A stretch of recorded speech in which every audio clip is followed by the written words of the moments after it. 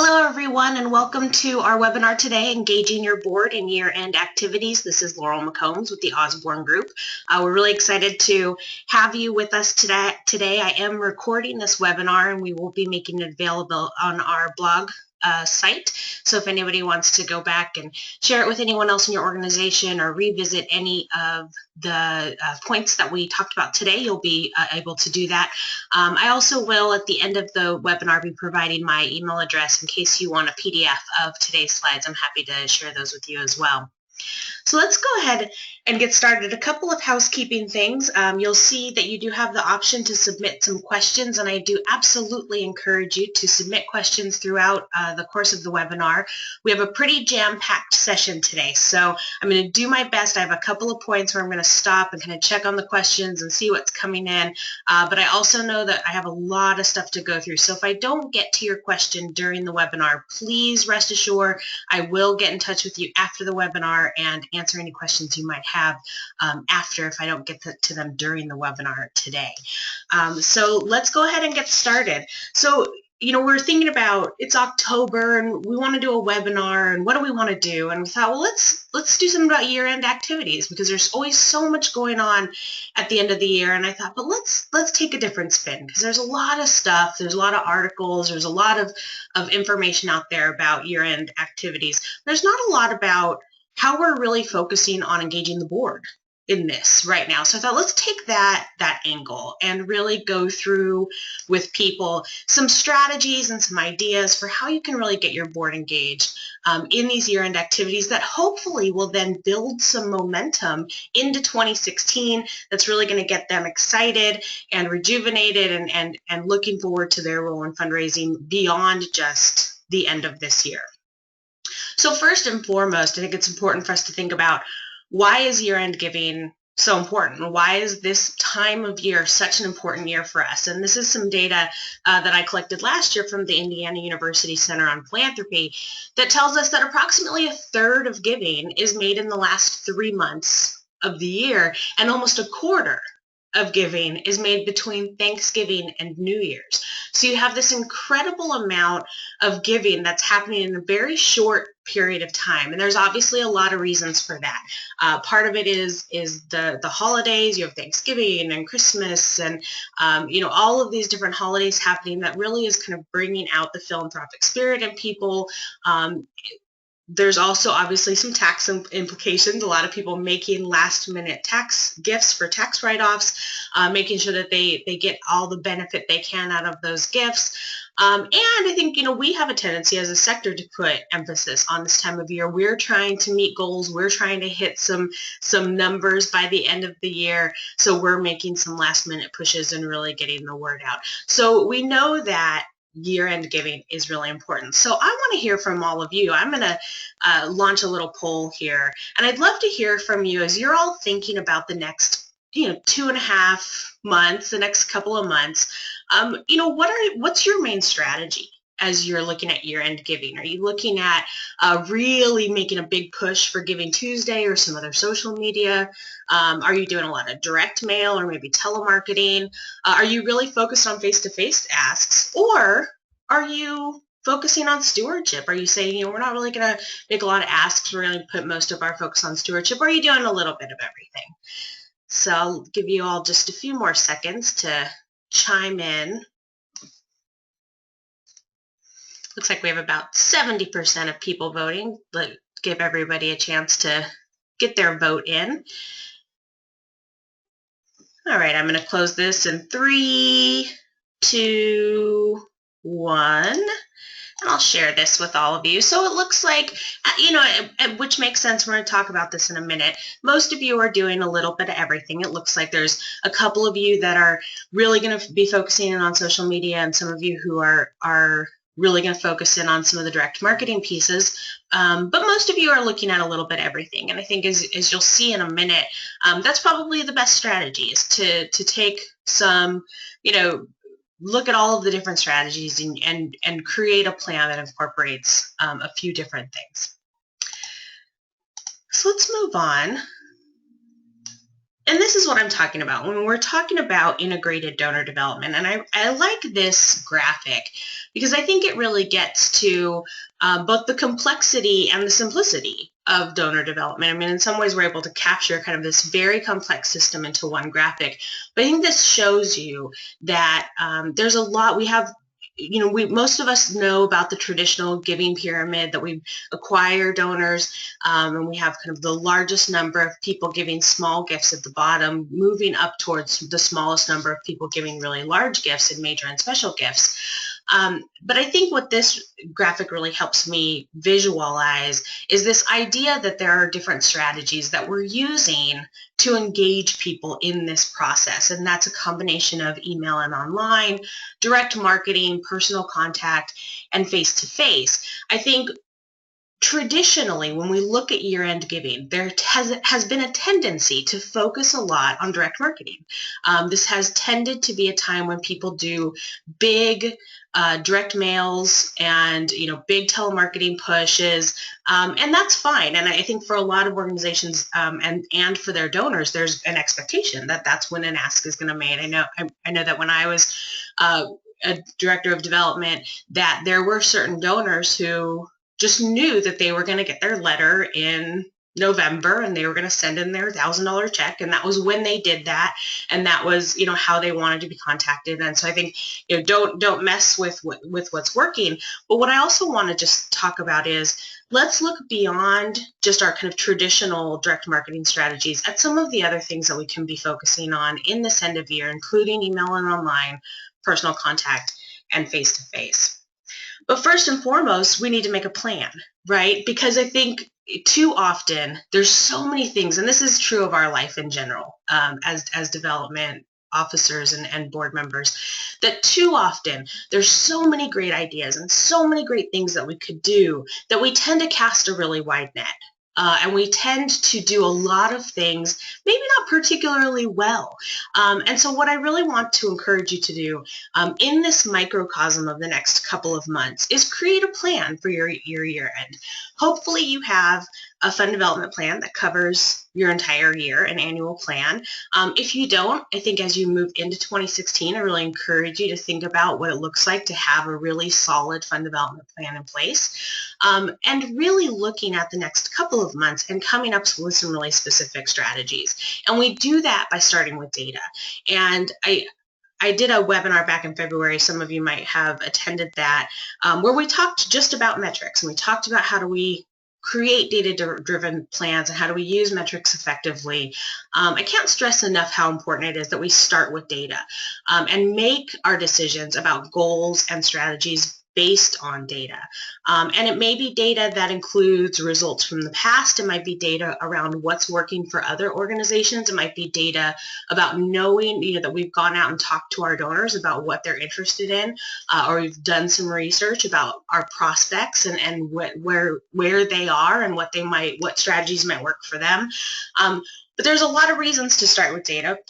Partially just because we know that if our goals and our strategies are based in data, they're more likely to be successful.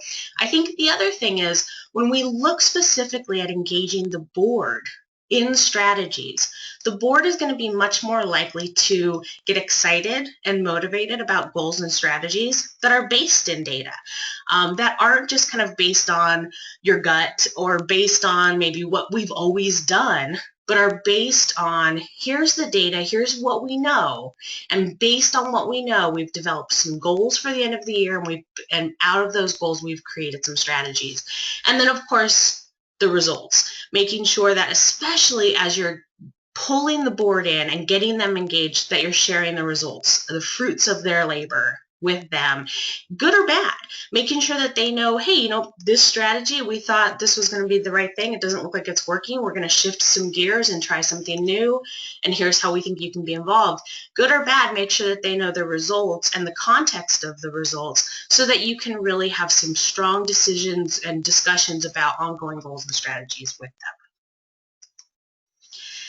So when we think about making our plan, there's so much that we could be doing, and there is far more to be done than what you and your team can do by yourselves. And this is why we need force multipliers. Force multipliers are those people, those primarily volunteers, who can help us deliver our strategies. Without them, we can have really great ideas that don't go very far. Again, as staff, there's only so much that you can do in a day. By really engaging our force multipliers, and by force multipliers, I'm talking about all volunteers, not just the board, even though today we're really focused on the board specifically. Force multipliers include all of your volunteers, and you may have a lot of development volunteers who aren't on the board. And again, these are really important people to engage, especially at this time of year when there's so much to be done and there's so much ground to cover. Let's make sure that we're really engaging people to help us cover that ground and to help get the word out and to help achieve all of these incredible goals that we're going to set for the end of the year. And it starts with your board. So yes, force multipliers can be any number of volunteers, but it starts with your board.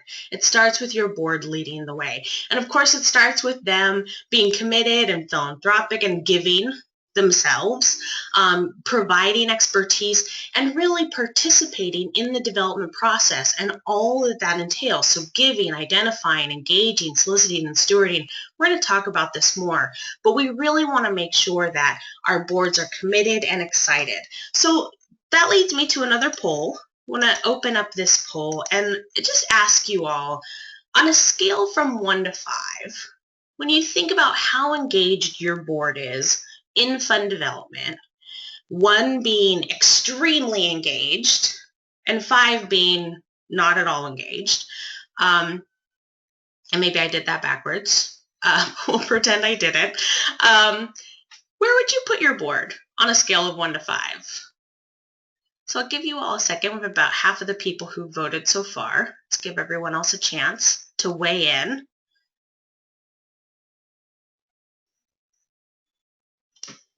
Give everyone a couple more seconds. Looks like we have almost everybody.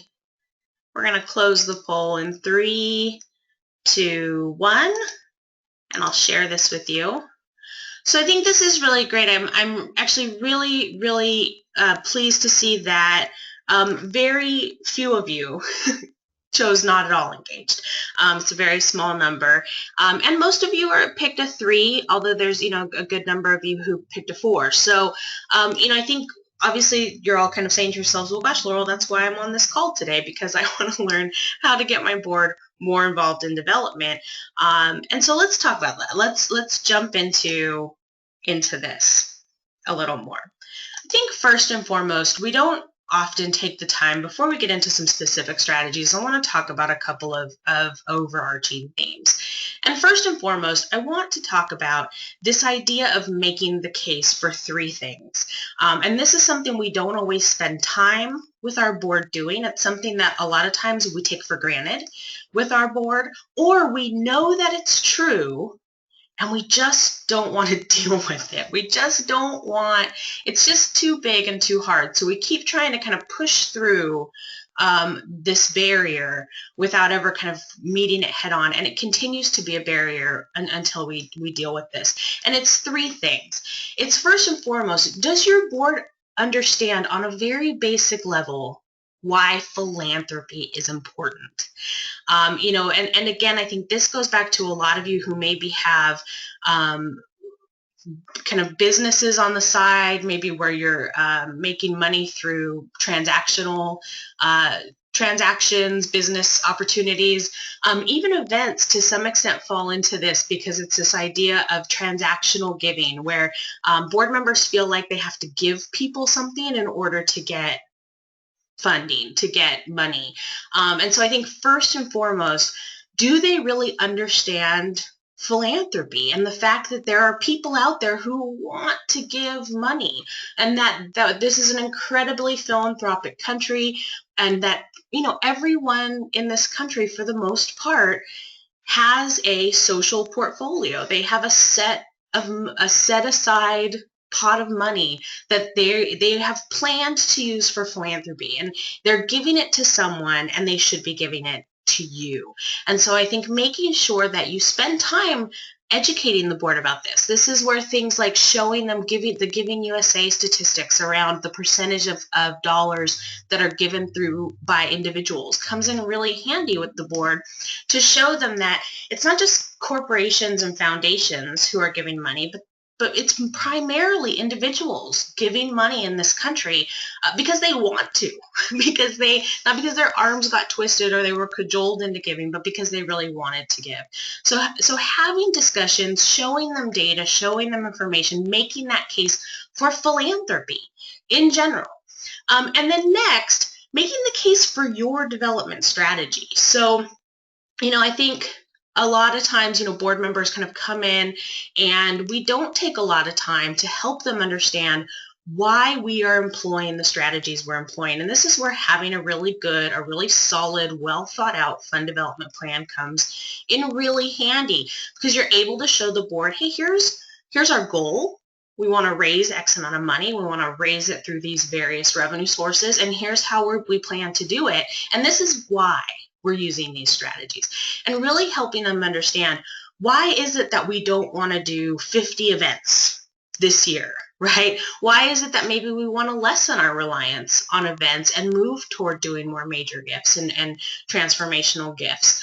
Why is it that maybe we don't want to have to rely on government funding, for example, because it can be a little unstable, and here's what we're working on to help replace some of that government funding that maybe we've been relying on.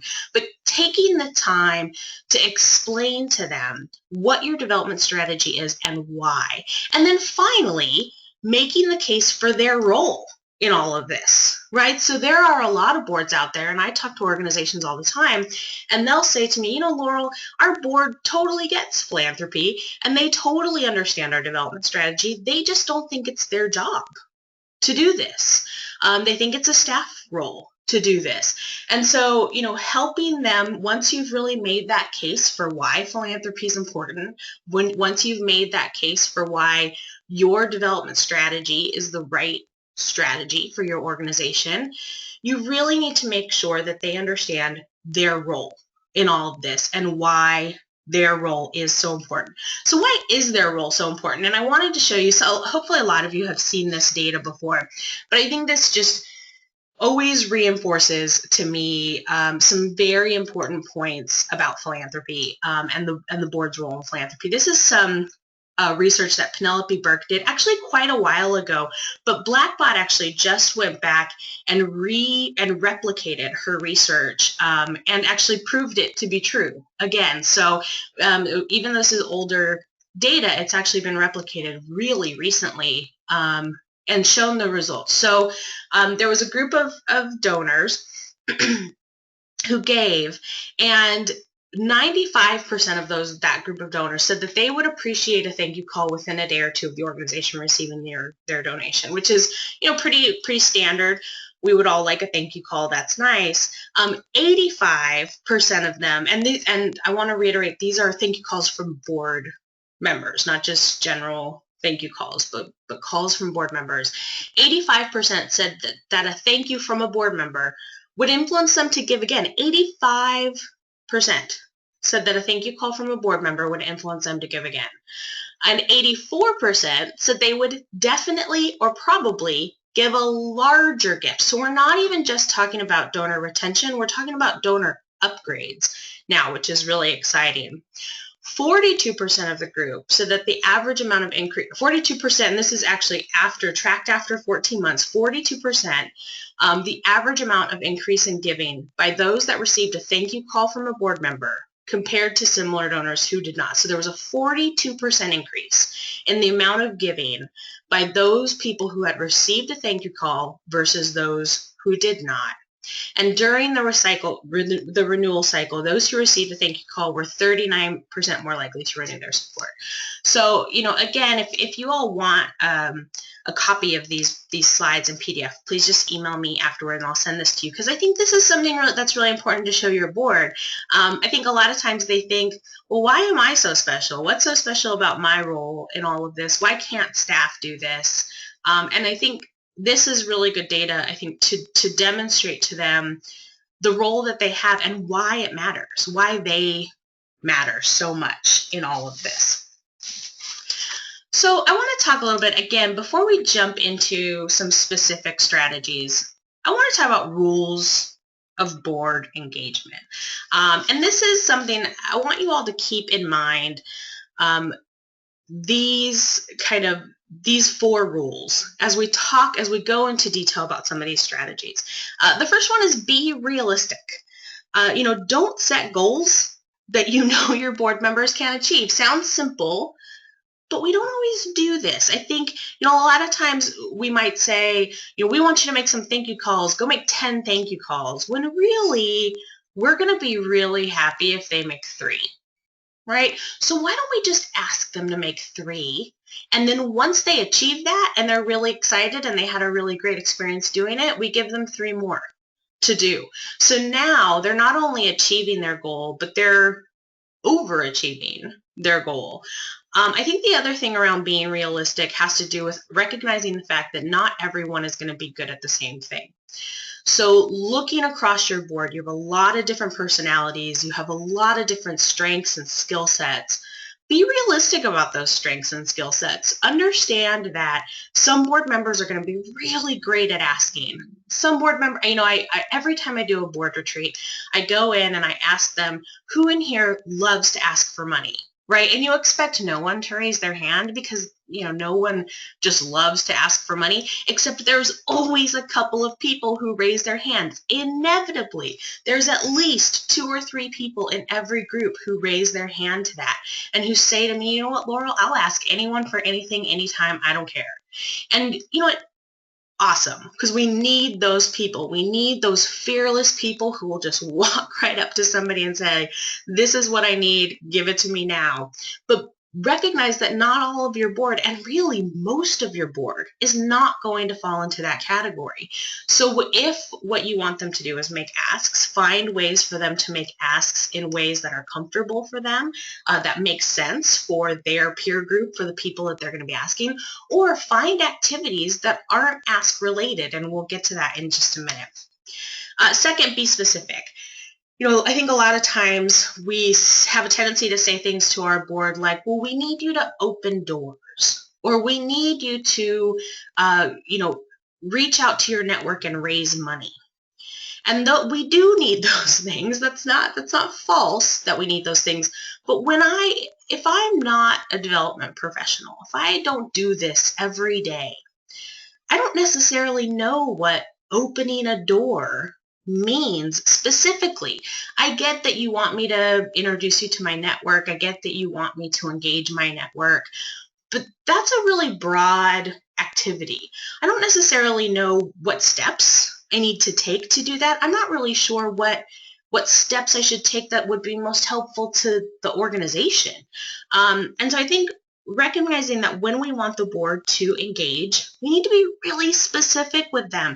We need to not just say, go raise money, but we need to say, here are 3 specific tasks that I would like for you to do by these dates. So give due dates and specific tasks. So it might be, I would like for you to schedule a meeting with me by the end of this month to sit down and come up with 5 prospects who you think are viable for the organization that we could go out and create a donor plan for and go out and start to engage.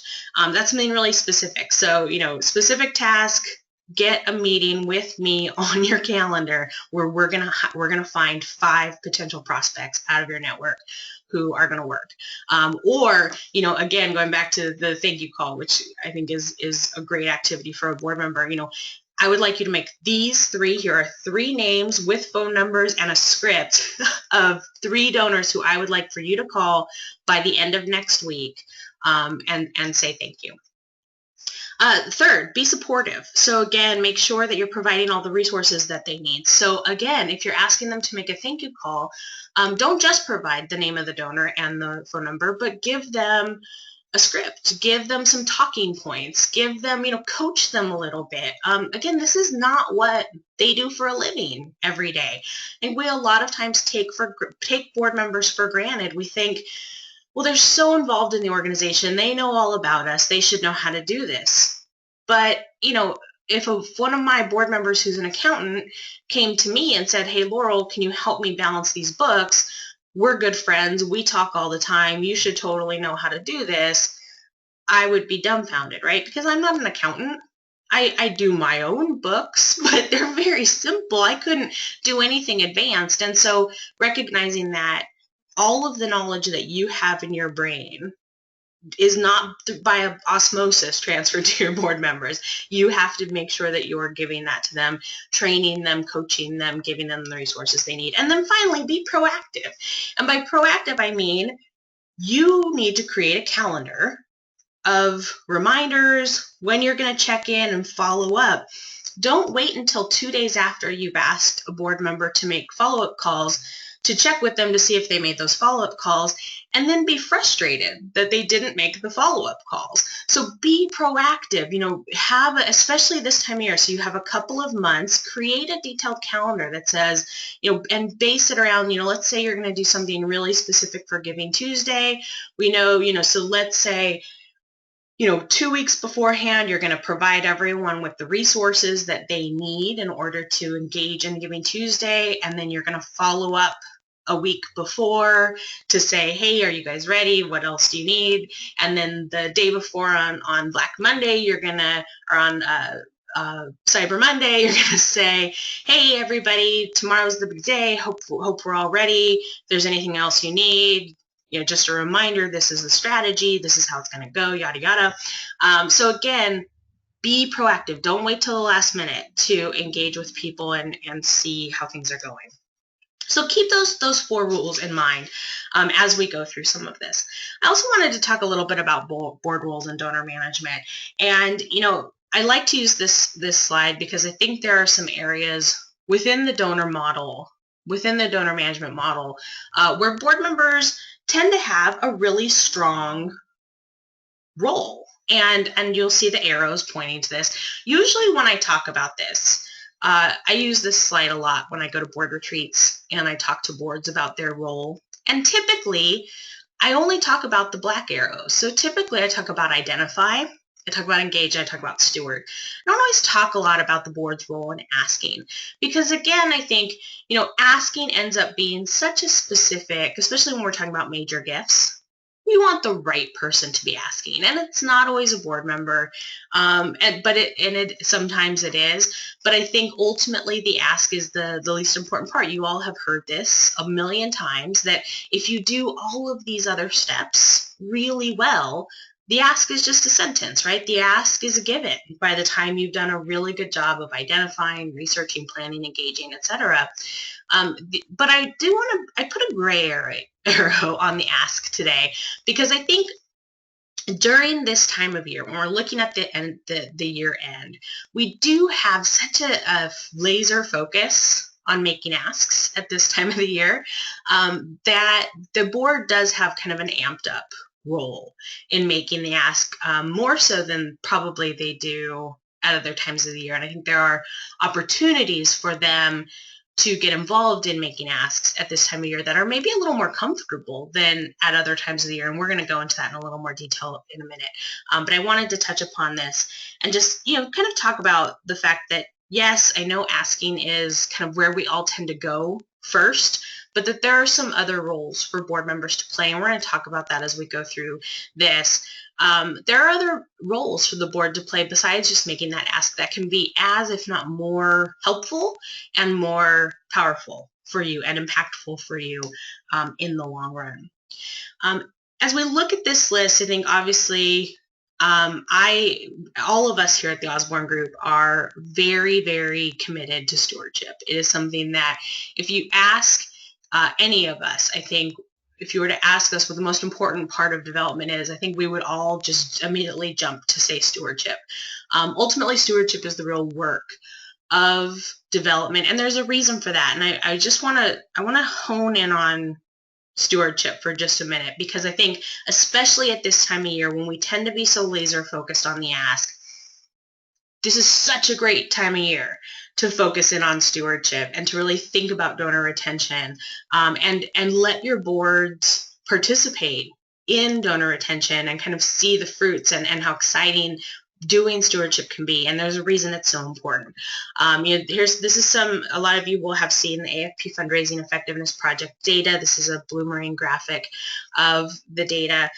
It's pretty dismal when you look at our overall donor retention rate. Obviously we've had a little bit of a bounce back from 2013, but still pretty low in terms of our retention. And the bottom line for that, again, from the AFP Fundraising Effectiveness Project, the bottom line of donor retention is pretty scary. That for every 100 new and recovered donors, 102 were lost through attrition. So, I always talk about the hamster wheel that, a lot of us in development, it feels like we're on this hamster wheel. It feels like we're working so hard and we're employing strategies and we're reaching out to people and we're working so hard and we never seem to get ahead. You get to the end of the year and you're just so happy that you're flat, right? And how many of us would love to see a 10%, a 20% growth in revenue, and you feel like the strategies that you're employing and you feel like the amount of work that you and your team are putting into this should help you achieve that result, but it doesn't. And I'll tell you the reason it doesn't is this. It's this, plain and simple. Because if for every 100 new and recovered people you go out and get, you lose 102 through attrition, how do you expect to get off a hamster wheel? And if for every $100 that a charity gains from new donors, returning or increased giving, it loses 92, again, how do we ever get ahead, right? So we're working so hard to go out and get that $100, and then we lose 92 of it out the back door when we weren't watching. So I think it's so important that we focus on stewardship, that we focus on donor retention, and then we end the year strong with stewardship, that we really think about donor-centered stewardship. What are we doing around showing our accountability, around acknowledging donors, recognizing donors, and most importantly, helping donors experience the impact and the outcomes of their gift. This is really the heart of stewardship, is making sure that our donors know what the impact of their gift was, the so what of their gift, right? You gave me $100 and this is what is different in the world because of that. You gave me $10,000 and this is what's different in the world because of that. And this could only happen because of your support. I think it's also important when we think about, and again, this goes back to making the case for the board's role.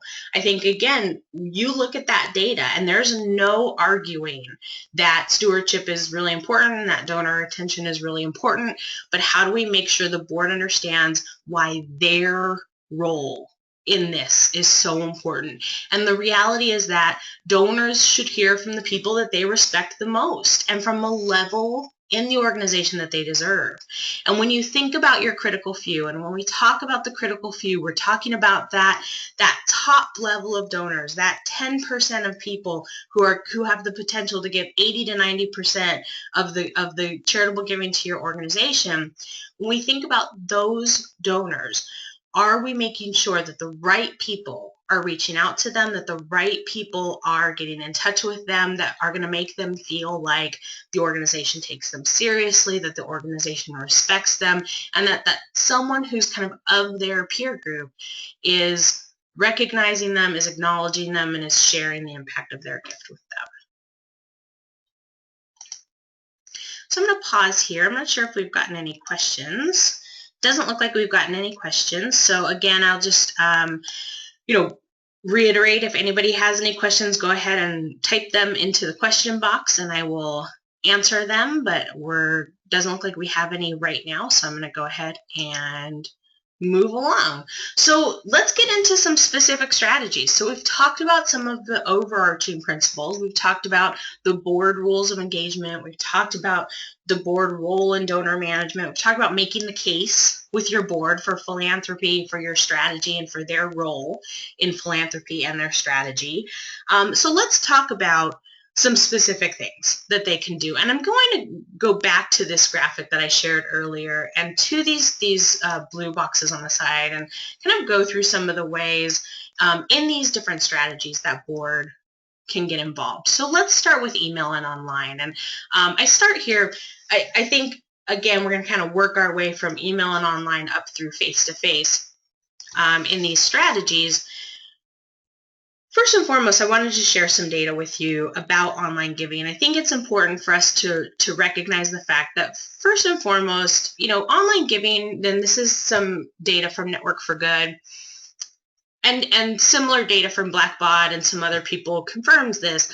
Online giving is still not a huge portion of giving. It represents less than 10% of total giving. What we're seeing is that still, traditional means like direct mail, telemarketing, face-to-face, things like that still tend to be kind of the dominant means of giving. But what's interesting if you look at the growth of online giving versus overall giving, you can see that online giving is growing faster, which I don't think is a surprise to any of us given kind of the growth of our online world in general. So it is important to note that even though it's not currently a huge part of how giving is happening, it's growing. It's far outpacing any other growth, any other giving in terms of its growth. So it's growing at almost 3 times the rate of overall giving in this country. So it is something that we want to pay attention to. So it's important. Another important statistic, I love data, so I'm always wanting to kind of look at data and share it with people. This is from Blackbaud's Donor Centrics, and I think it's important to recognize too that even though online giving is a smaller portion of giving, when you look at average gift by channel, it's considerably better. It's doing better than telemarketing and mail in terms of average gift. So people are on average giving more when they give online versus when they're giving through telemarketing or through mail. So there's a lot of potential with online giving. We're not quite there. I think you have to temper your expectations with online giving. You have to recognize that even though this is growing, it's still not to the point where all donors are giving in this way. I read an interesting article a while back that said that even with email and online, for a lot of donors, they'll get their initial information about an organization through email and through online, but then they'll write a check or they'll give a gift still kind of offline, that even though they're engaging with the organization primarily online and through email, they're still giving offline. So it's just interesting to keep this in mind. So we want to create some strategies around online and email, but we don't want it to dominate, right? Because there's still a lot of other giving that's happening. We want to make sure that we're taking advantage of that.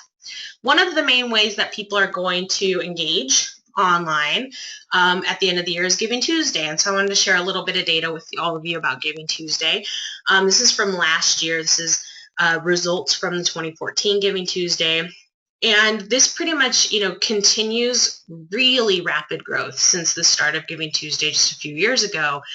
Total donations grew by 63%. It's crazy. There's, over 15,000 nonprofits participating, 20,000 participating partner organizations.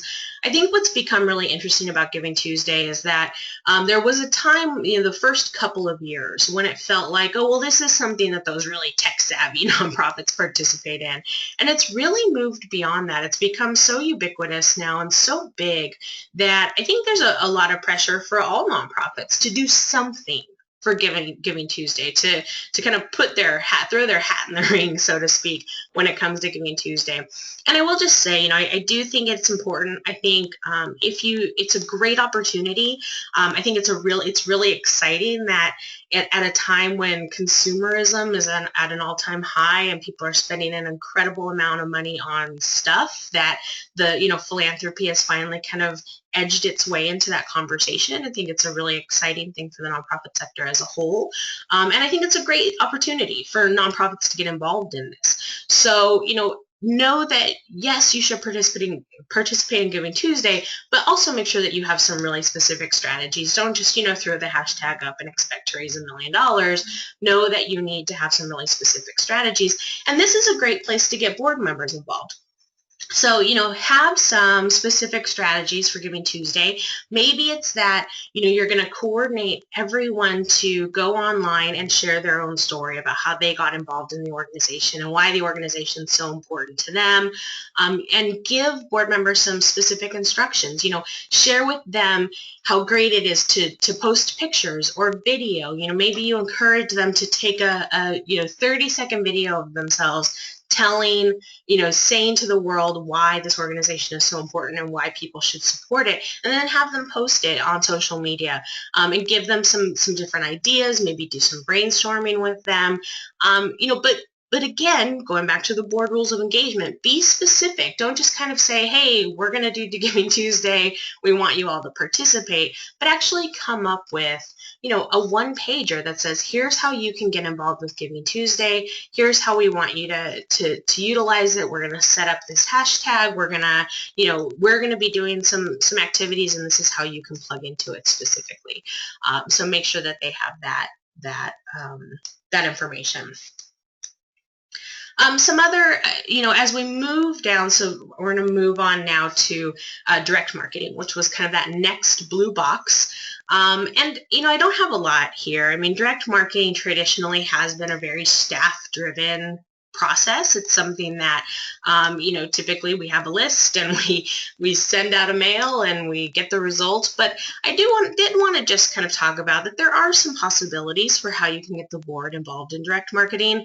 Obviously, just identifying prospects to add to the list. And, these are probably not major gift. These are hopefully not major gift prospects, but maybe, kind of lower level and maybe even leadership level prospects that, as you sit down with board members to identify people who are potentially major gift prospects, they may say to you, hey, but I have these kind of 20 other people who I think would want to get involved, who I think might give and want to, be involved, but they're not really major gift prospects. What do we do with them?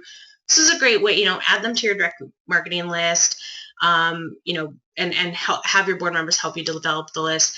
Also, look at segmentation and having the board members get involved with sending those letters. So can you go through your list and segment, just based on zip codes or based on professions or based on any number of criteria, and identify that there may be some people on your board who having the letter signed by them is actually going to be far better than having it signed by, for example, your CEO, or even a different board member. So look at how the board can be part of your segmentation strategy with direct marketing, and make sure that they're doing that. And then think about stewardship. So again, I'm gonna totally kind of emphasize stewardship throughout this, that direct marketing is not just about making an ask, but do you have a stewardship strategy potentially for direct marketing? I know one of the things that's become really popular with nonprofits is doing Thanksgiving cards, and what's nice about the Thanksgiving card too is that they get this really nice stewardship piece that actually comes a couple of weeks before they might get an ask. So you've kind of done some stewardship, said thank you before they get another ask, which is always nice. And Thanksgiving's obviously a really good time to say thanks. So is there a way to get the board involved potentially with any direct marketing stewardship that you might be doing? So let's move on to personal contact. So again, we're kind of working our way out from that graphic. We started with online and email, talked about direct marketing. Let's talk about personal contact activities. And again, personal contact, when we think about personal contact, these are things that tend to be more one-on-one, more personalized, higher touch, but aren't necessarily face-to-face visits, because that's going to be our next category. So these might be things like phone calls, personal emails, things like that. And so, think about, the ways, and this, I think, as we get into these more personal activities, this is really how the board can make a difference and can get involved in this. I think, obviously board thankathon is something a lot of nonprofits do. You get all of the board in a room, give them some pizza, and get them on a phone bank and make a bunch of thank you calls at once. If you can't get your board to do that, just have them make stewardship calls on their own. Again, give them a list of 3 to 5 people and say, hey, here's some talking points. Can you just call and say thank you? Don't estimate the power of a handwritten thank you note or a handwritten holiday card. In this day and age, we are all so used to getting mass mail. I mean, we just talked about direct marketing and how much of that's happening in the nonprofit sector. Don't underestimate the power of somebody getting a handwritten thank you note or a handwritten holiday card, especially from a board member. Knowing that a volunteer, not a staff person who's paid to do this, but a volunteer took the time to sit down and write me a card or make a phone call is incredibly powerful. And so I think how we can get board members involved in this is really special. And then when we think about asks, because again, asking is a big part of this time of year, can we have them do, beyond the direct marketing stuff, some personal appeals with follow-up? So, do we want to do some, specialized mailed appeals or email or phone appeals that we're coaching our board members through? We're giving them talking points, or we're giving them, instructions for how to do those appeals. We're having them develop a list and then making sure that they're following up with those personal appeals. And again, these are probably, if you'll remember from the graphic, as we worked our way out in terms of strategy, the dollar signs got bigger, right? So when we look at email and online and direct marketing, we're looking at smaller gifts, smaller donors. Personal contact, those dollars are getting a little bit bigger. So here we're talking about leadership donors, so potentially those people kind of in the $1,000 to $5,000 range. And then next we're going to talk about face-to-face, which is more of our major gifts. So before we move on to face-to-face, I do just want to talk for a second about peer-to-peer. And I know you're all saying, Laurel, this is online fundraising. We should have talked about this 5 minutes ago. But I really think, peer-to-peer fundraising for me falls more into this personal contact. It's just you're using online tools to do it, but it really is more of a personal ask because people are sending, emails directly to their contacts. And I just wanted to, so a lot of times peer-to-peer fundraising is associated with an event, whether it's a walk or I used to work with Big Brothers Big Sisters and they do a big bowling event. That's a peer-to-peer fundraiser. Probably almost all of you at some point in the year get asked or ask others, to give to you peer-to-peer. I think it's important that we recognize, A, it's an incredibly powerful tool. We need to recognize also, B, it doesn't have to be tied to an event. So some of you do have events that are coming up toward the end of the year and you could add some peer-to-peer elements to it. If you don't, you could create a peer-to-peer campaign for the board and have a little competition around it. Say, hey, we're going to do an end of year peer-to-peer fundraising campaign for the board. Whoever wins gets some prize or is going to, get to choose the meal at our board meetings or whatever a good prize would be for your board, but create some competition around it. And then make sure that they're using online tools because you see they raise 6 times more than non-users. And again, using email, Facebook, Twitter, social media increases their fundraising effectiveness. So again, this is a great thing to tie into Giving Tuesday. So you could kind of say, hey, we're going to kick off a peer-to-peer campaign maybe the week before Giving Tuesday, have them use Giving Tuesday as a launching board for that, and then have them continue it into December as a way to encourage their own network to give to the organization at the end of the year. So I wanted to just highlight that as a potential strategy. Let's move on. We just have about 10 minutes. I'm going to race through this so we have a little bit of time at the end for some questions.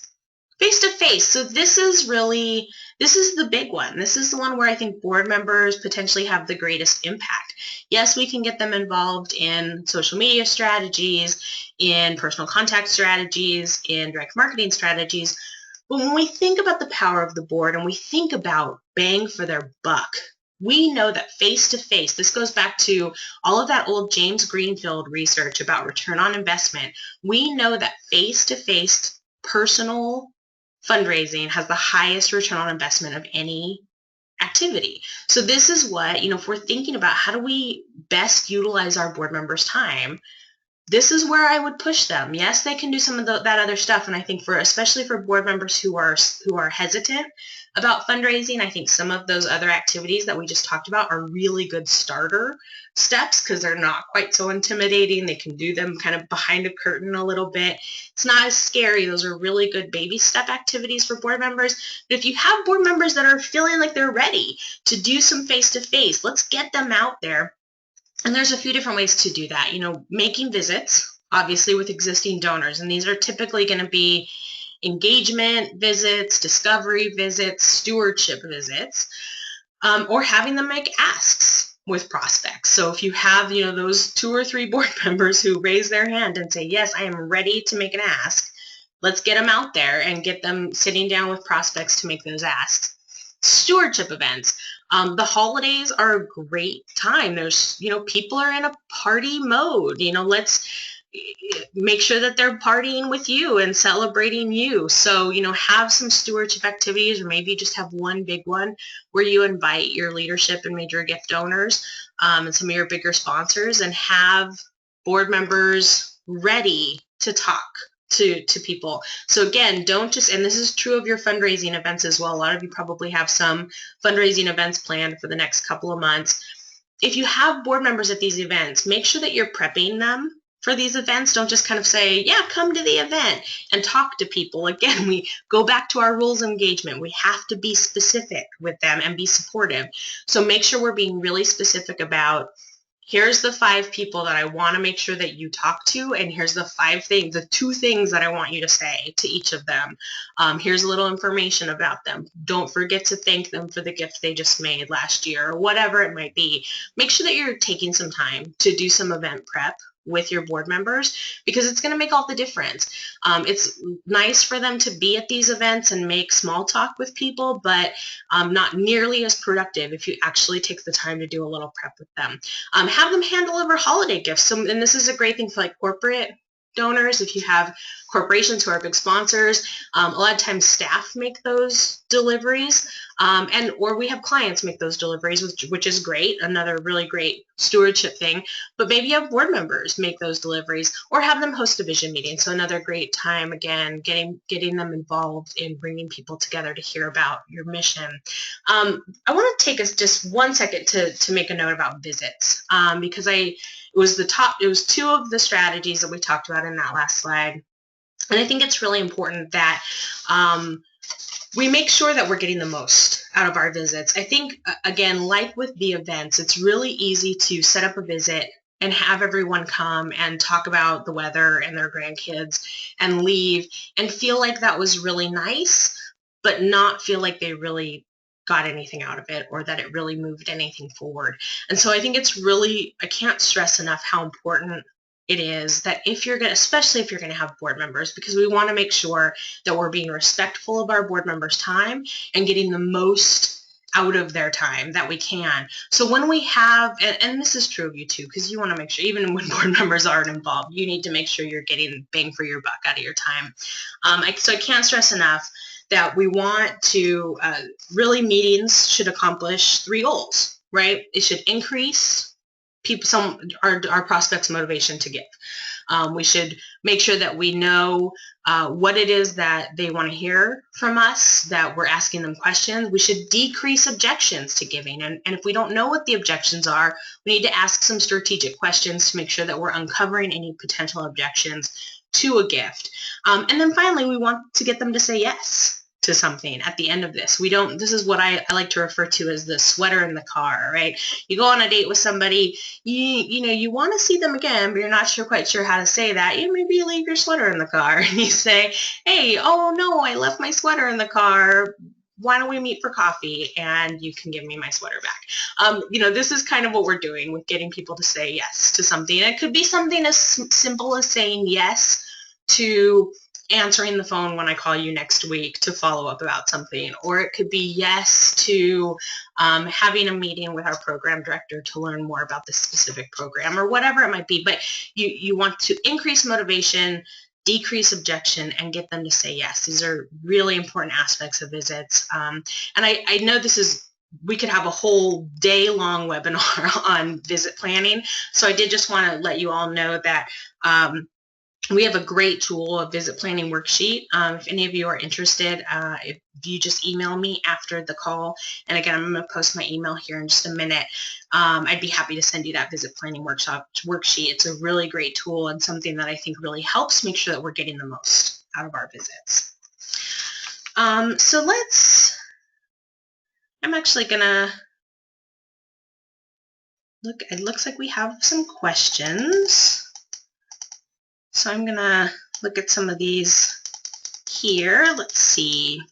Our board members currently do some thank you calls and have expressed some desire to have continued contact with those folks after those thank you calls. Suggestions on a good way to manage this process. I think this is important. And again, and while I answer this question, I actually would love to invite you all, as you think about what you're going to do in the next couple of months, I'd love to hear from you all now, and I'll share this out with the group.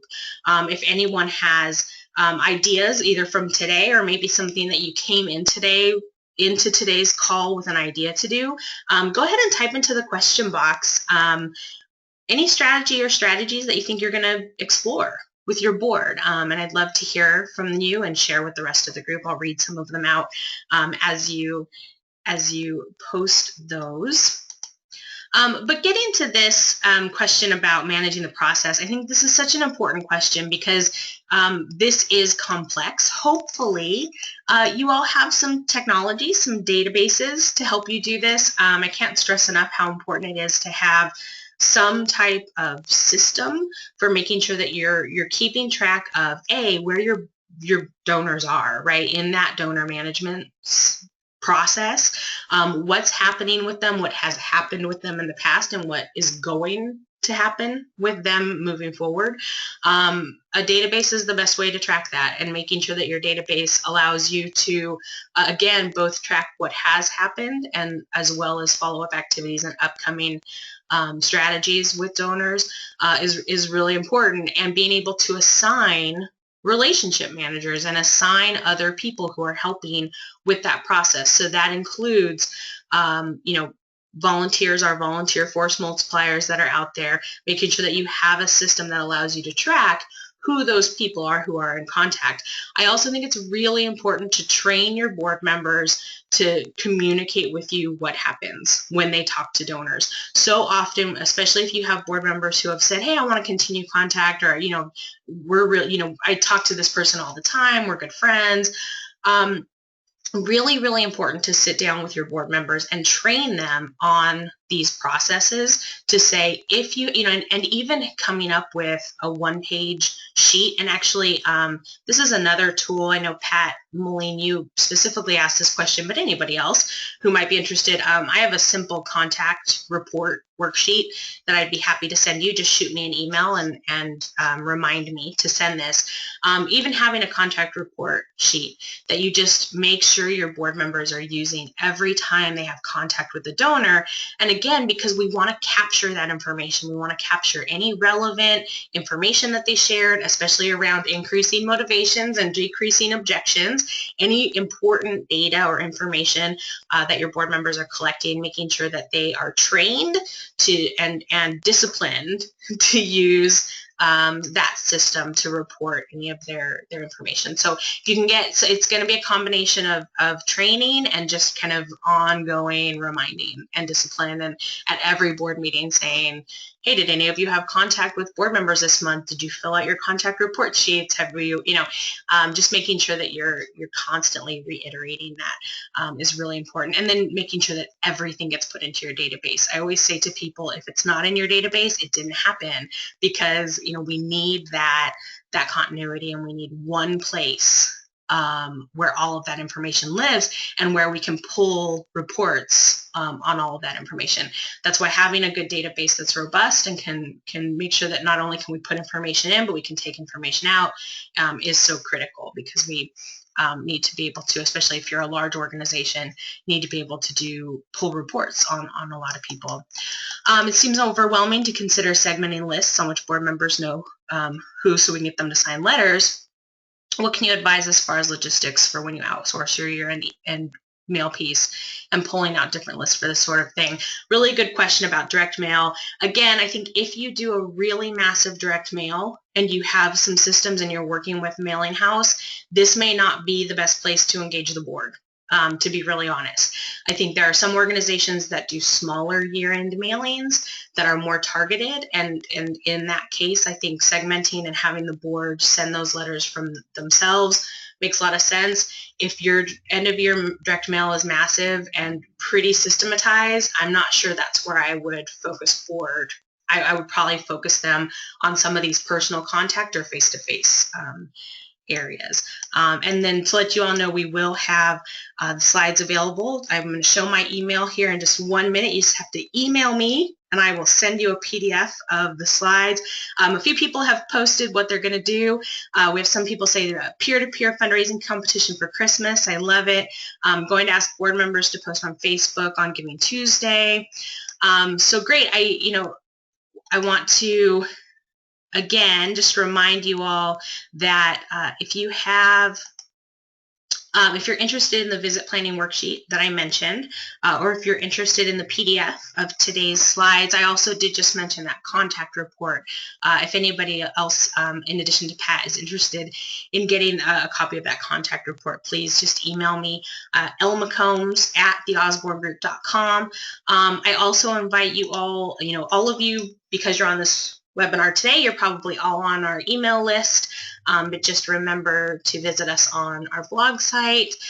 You can follow us on LinkedIn and on Twitter. Karen obviously is very active on Twitter, and I'm working on it, I promise. But again, thank you so much for joining me today. I hope that you got some helpful tips out of this session. If you have any questions or want more information or are interested in those tools that I mentioned, please email me and I will get back to you. And with that, I will say thank you and have a great day. Thanks so much, everyone.